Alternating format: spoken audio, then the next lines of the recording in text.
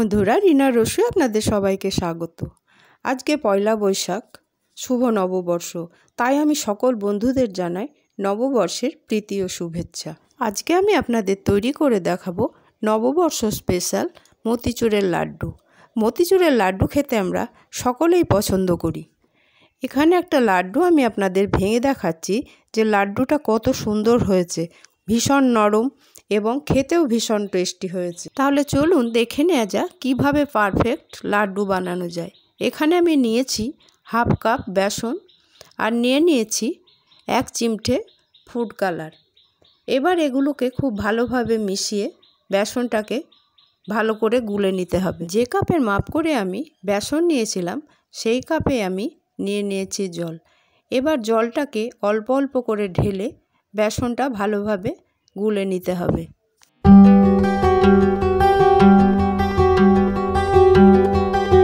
বেসনটা গুলতে আমার জল লেগেছে হাফ কাপের একটু বেশি।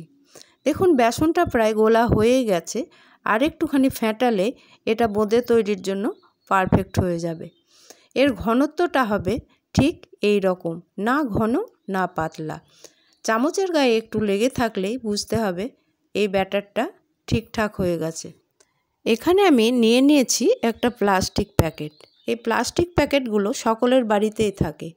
এই প্লাস্টিক প্যাকেটের মধ্যে আমি বেসনের গোলাটা ভরে নিচ্ছি। এবারে বোঁদেগুলো ভাজার জন্য আমি গ্যাসের মধ্যে বসিয়ে দিয়েছি একটা কড়াই, আর এই কড়াইয়ের মধ্যে দিয়ে দিচ্ছি বেশ খানিকটা সাদা তেল।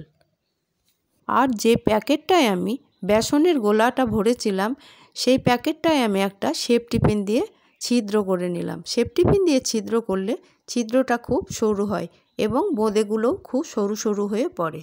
তেলটা ভালোভাবে গরম হয়ে গেলে বোঁদে ছাড়ার আগে গ্যাসটাকে একদম লো করে দিতে হবে, না হলে বোঁদেগুলো পুড়ে যেতে পারে। এইভাবে হাত নেড়ে নেড়ে বোঁদেগুলো সব তেলের মধ্যে ছাড়তে হবে। দেখুন বোঁদেগুলো খুব সরু সরু হয়ে পড়ছে। এইভাবে সমস্ত বোঁদেগুলো ভেজে নিতে হবে।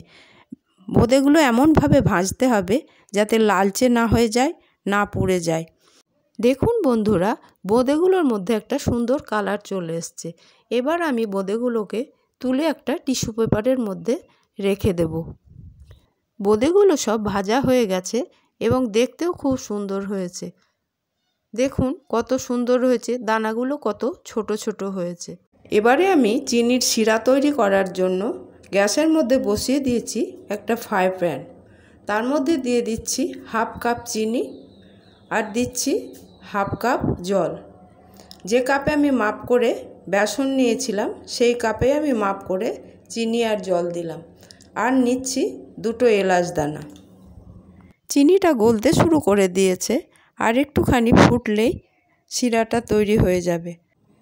চিনির শিরাটা তৈরি হয়ে গেছে, একটা চটচটে ভাব চলে এসছে। দেখুন হাতের মধ্যে নিয়ে একটা চটচটে ভাব এসছে। এবারে আমি শিরার মধ্যে বোঁদেগুলো ছেড়ে দেব। এবারে শিরার মধ্যে বোঁদেগুলো ছেড়ে দিলাম। এবার গ্যাসটাকে লো ফ্লেমে রেখে মিনিট 5-7 এটাকে আমি গ্যাসের মধ্যে রেখে দেব। তাহলে বোঁদেগুলো রসালোও হবে, নরমও হবে। দেখুন বন্ধুরা, বোঁদেগুলো কতটা রসালো এবং নরম হয়ে গেছে। আমি একটা হাত দিয়ে দেখছি যে বোঁদেগুলো কতটা নরম হয়ে গেছে। এবারে আমি গ্যাসটাকে অফ করে মিনিট 5 একটা ঢাকা দিয়ে রেখে দেব। 5 মিনিট হয়ে গেছে। এবারে আমি ঢাকাটা খুলে নেব। তারপরে আমি এর মধ্যে দিয়ে দেব 1 চামচ ঘি।